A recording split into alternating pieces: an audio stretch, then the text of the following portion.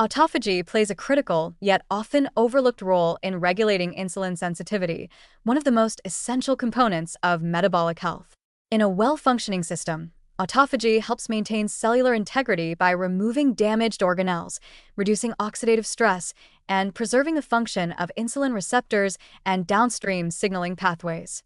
This internal housekeeping supports a cellular environment that remains responsive to insulin, allowing glucose to be efficiently taken up and used for energy. In contrast, when autophagy is impaired, as is commonly seen in obesity, cells struggle to manage internal damage, leading to chronic low-grade inflammation, mitochondrial dysfunction, and ultimately insulin resistance. The relationship between autophagy and insulin signaling is especially apparent in tissues that are central to energy metabolism, such as skeletal muscle, liver, and adipose tissue. In skeletal muscle, proper autophagic turnover ensures that mitochondria remain functional, supporting both energy production and glucose uptake.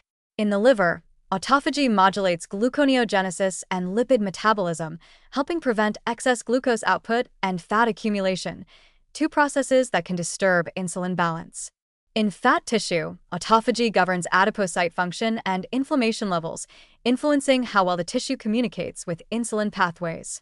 When autophagy falters, all of these systems become dysregulated, and the body begins to require higher levels of insulin to achieve the same effects, a hallmark of insulin resistance. This dysfunctional state is not only a risk factor for type 2 diabetes, but also perpetuates a feedback loop that makes obesity harder to treat. Insulin resistance itself can further suppress autophagy by disrupting key nutrient-sensing pathways like mTOR and AMPK, both of which are central regulators of cellular energy and autophagic activity. The result is a cycle in which impaired autophagy and insulin resistance reinforce each other, worsening metabolic outcomes over time. Yet, there is encouraging evidence that restoring autophagic function can reverse some of these changes. Interventions such as intermittent fasting, aerobic exercise, and certain pharmacological agents have been shown to reawaken autophagic processes and improve insulin sensitivity, even in insulin-resistant individuals. These strategies not only enhance glucose uptake and utilization but also reduce inflammatory signaling and improve mitochondrial health, offering a multi-pronged benefit for metabolic regulation. Still, it's important to approach autophagy modulation with care.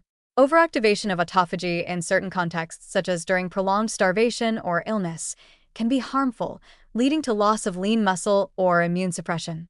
Moreover, insulin itself naturally suppresses autophagy, which means that the body must constantly strike a careful balance between nutrient availability and cleanup mechanisms.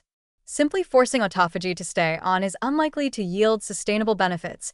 Rather, timing, nutrient composition, and lifestyle patterns must all align to support a dynamic and adaptable autophagic response. In the broader view, enhancing autophagy represents a powerful strategy for improving insulin sensitivity and breaking the vicious cycle of obesity-linked metabolic dysfunction. It offers a mechanism not just to treat the symptoms of insulin resistance, but to correct one of its root cellular causes. By supporting healthy autophagic activity through personalized and sustainable habits, individuals may not only stabilize blood sugar and energy levels, but also improve long-term outcomes for metabolic resilience and overall vitality.